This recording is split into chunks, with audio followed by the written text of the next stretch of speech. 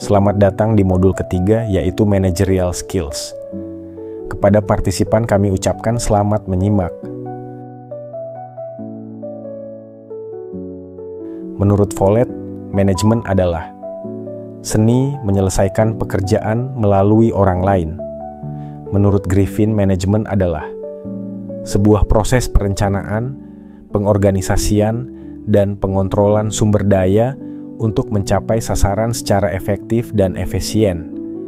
Dan manajer adalah orang yang bertugas mengatur dan mengarahkan orang lain untuk mencapai tujuan dari organisasi. Daniel Warren membagi perkembangan ilmu manajemen menjadi 4 era. 1. Era pemikiran awal.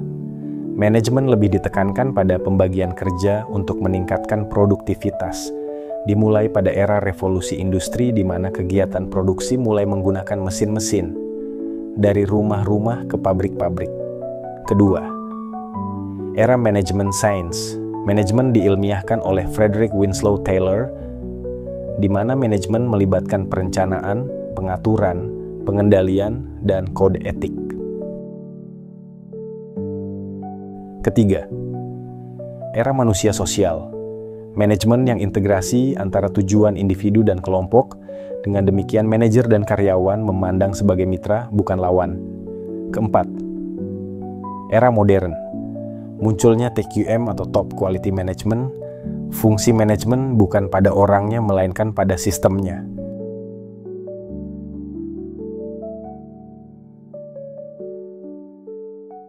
Klasifikasi manajemen. Ada 3, yaitu 1. Top Management. Manajer puncak bertugas membuat dan merumuskan konsep atau strategi perusahaan dan mengarahkan jalannya perusahaan. Contohnya, Chief Executive Officer, Chief Information Officer, Chief Financial Officer, General Manager, Dirut, dan lain-lain. Kedua, Middle Management. Bertanggung jawab melaksanakan rencana dari manajer puncak dan memastikan tercapainya suatu tujuan. Manajer tingkat menengah ini terkonsentrasi pada suatu bagian saja, dan sebagai penghubung antara manajer puncak dan manajer lini. Contohnya, kepala bagian, Pimpro, manajer pabrik, manajer divisi, manajer SDM, manajer keuangan, dan lain-lain. Ketiga, Lower Management atau manajemen lini.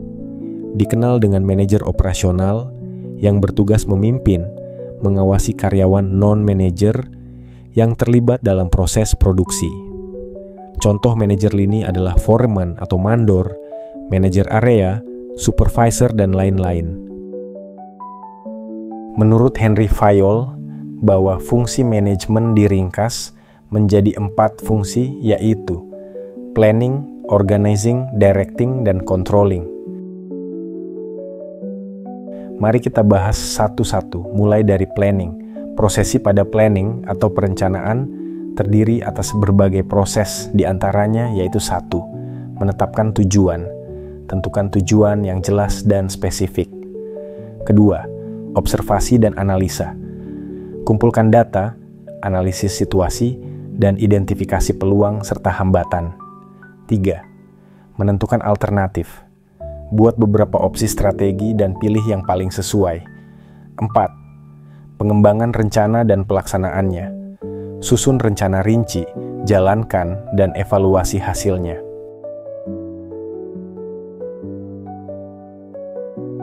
Organizing. Ada 4 unsur penting dalam sebuah organizing. 1. Staffing. Mengelola SDM melalui perekrutan, pelatihan, dan penempatan karyawan yang tepat. 2. Delegasi wewenang. Memberikan tugas dan tanggung jawab kepada individu atau tim untuk meningkatkan efisiensi. 3. Departementasi. Membagi organisasi ke dalam unit atau departemen berdasarkan fungsi, produk, atau wilayah. 4. Personalia. Mengelola aspek individu untuk menciptakan lingkungan kerja yang produktif dan harmonis. Directing atau leading merujuk pada proses memimpin dan mengarahkan anggota agar dapat mencapai tujuan yang telah ditetapkan. Proses pada fungsi directing antara lain adalah 1. Memberikan arahan. Pemimpin memberikan panduan yang jelas kepada tim mengenai apa yang harus dilakukan untuk mencapai tujuan organisasi. 2. Memotivasi, mendorong karyawan agar bekerja lebih bersemangat melalui pendekatan seperti penghargaan, pengakuan, atau penyediaan insentif. 3. Pengambilan keputusan. Pemimpin harus mampu membuat keputusan cepat dan tepat untuk menyelesaikan masalah atau memanfaatkan peluang. 4. Komunikasi kesalahpahaman. Manajer harus memastikan informasi disampaikan dengan jelas dan akurat kepada seluruh tim. Komunikasi yang buruk dapat menyebabkan kesalahpahaman yang dapat menghambat pencapaian tujuan. Oleh karena itu, manajer perlu memperhatikan cara mereka berkomunikasi dan mendengarkan umpan balik dari tim. 5. Pembimbingan dan pengembangannya, membimbing anggota tim dalam meningkatkan keterampilan mereka dan memastikan pertumbuhan profesional mereka di organisasi. Controlling atau pengawasan. Ada 3 macam metode pengawasan. 1. Pengawasan pendahulu atau pre-control. Pengawasan pendahulu adalah tindakan pengawasan yang dilakukan sebelum suatu aktivitas atau proses dimulai. Tujuannya adalah untuk mencegah masalah atau kesalahan sejak awal dengan melakukan perencanaan dan persiapan yang matang. 2. Pengawasan konkuren. Pengawasan konkuren adalah pengawasan yang dilakukan selama proses atau aktivitas berlangsung. Tujuannya adalah untuk memantau dan memastikan bahwa kegiatan berjalan sesuai dengan rencana, serta dapat segera mengatasi masalah yang muncul selama pelaksanaan. 3. Pengawasan umpan balik. Pengawasan umpan balik adalah pengawasan yang dilakukan setelah suatu aktivitas selesai. Fokusnya adalah untuk menilai hasil yang dicapai dan mengevaluasi apakah tujuan telah tercapai atau ada perbaikan yang diperlukan untuk masa depan. Di sini terdapat tabel skema hubungan antara efektivitas dengan efisiensi. 1. Low efficiency, high efektivitas artinya, manajer melakukan tujuan yang tepat, tapi melakukan pengelolaan yang buruk kepada sumber daya untuk mencapai tujuan tersebut. Hasilnya, produk yang disukai pelanggan, tetapi masih cukup mahal bagi mereka. 2. Low efficiency, low efektivitas artinya, manajer memiliki tujuan yang salah dan memanfaatkan sumber daya yang buruk. Hasilnya, produknya jelek dan pelanggan tidak menyukainya. 3. High efficiency, low efektivitas artinya, manajer memiliki tujuan yang salah tetapi mengelola sumber daya dengan baik. Hasilnya, produk berkualitas tetapi pelanggan tidak menginginkannya. 4. High efficiency, high efektivitas artinya, manajer memiliki tujuan yang tepat dan mengelola sumber daya dengan baik. Hasilnya, produk yang pelanggan inginkan dengan harga yang mereka mampu. Pengambilan keputusan.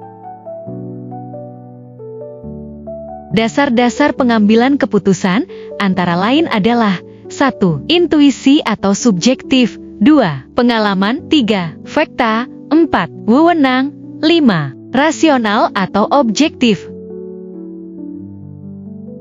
Pengambilan keputusan berdasarkan intuisi adalah pengambilan keputusan ini dilakukan berdasarkan perasaan atau naluri seseorang, tanpa analisis data yang mendalam. Keputusan ini seringkali dipengaruhi oleh perasaan pribadi, keyakinan, atau asumsi individu yang terlibat dalam proses tersebut. Contoh, seorang manajer memutuskan untuk menerima seorang kandidat meskipun belum ada data lengkap, hanya berdasarkan perasaan percaya pada kemampuan kandidat tersebut. Pengambilan keputusan berdasarkan pengalaman merujuk pada keputusan yang diambil dengan mengandalkan pengetahuan dan keterampilan yang diperoleh dari pengalaman masa lalu dalam situasi yang serupa. Contoh, seorang manajer memilih strategi pemasaran berdasarkan keberhasilan strategi yang serupa di masa lalu. Pengambilan keputusan berdasarkan fakta. Pengambilan keputusan ini melibatkan penggunaan data dan informasi yang akurat dan objektif untuk membuat keputusan. Pengambilan keputusan ini lebih mengutamakan bukti atau data yang dapat dipertanggungjawabkan. Contoh, Seorang manajer melakukan analisis pasar berdasarkan laporan riset pasar dan data penjualan sebelum membuat keputusan tentang peluncuran produk baru. Pengambilan keputusan berdasarkan wewenang. Ini berarti keputusan diambil oleh individu atau pihak yang memiliki otoritas atau hak untuk membuat keputusan tersebut, seringkali karena posisi atau jabatan yang dimiliki. Contoh, seorang CEO yang membuat keputusan besar tentang restrukturisasi perusahaan tanpa berkonsultasi dengan pihak lain, karena dia memiliki wewenang penuh untuk mengambil keputusan tersebut.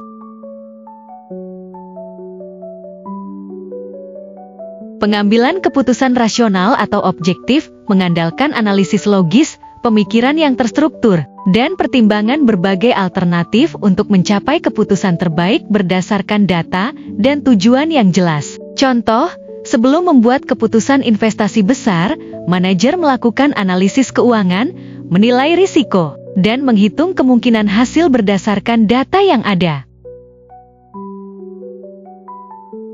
Di sini terdapat tabel mengenai metode pengambilan keputusan. Dalam tabel terdapat nilai kelebihan serta nilai kekurangannya. Anda bisa lihat dan simak sebentar.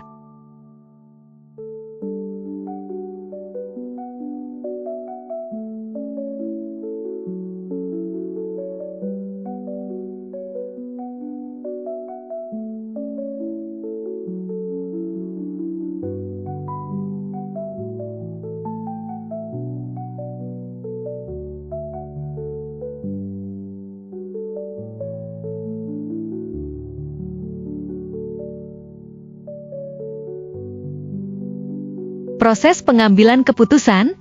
Ada beberapa proses dalam pengambilan keputusan, yaitu identifikasi masalah, pengumpulan data dan informasi, identifikasi alternatif, lakukan evaluasi alternatif, dan memilih alternatif yang terbaik. 1. Identifikasi masalah.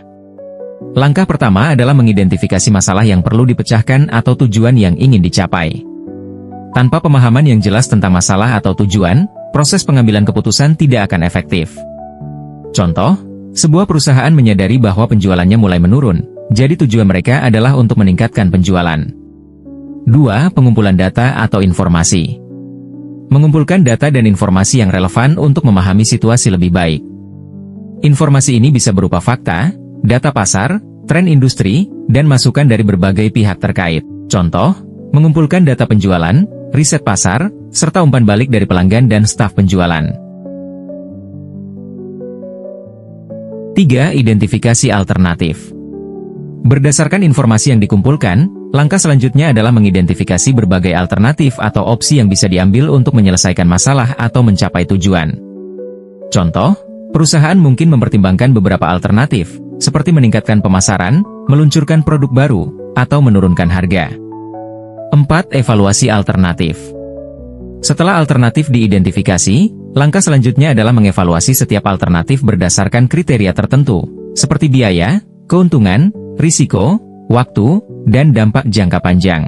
Contoh, menghitung biaya yang dibutuhkan untuk setiap alternatif dan menilai dampaknya terhadap laba perusahaan dan kepuasan pelanggan.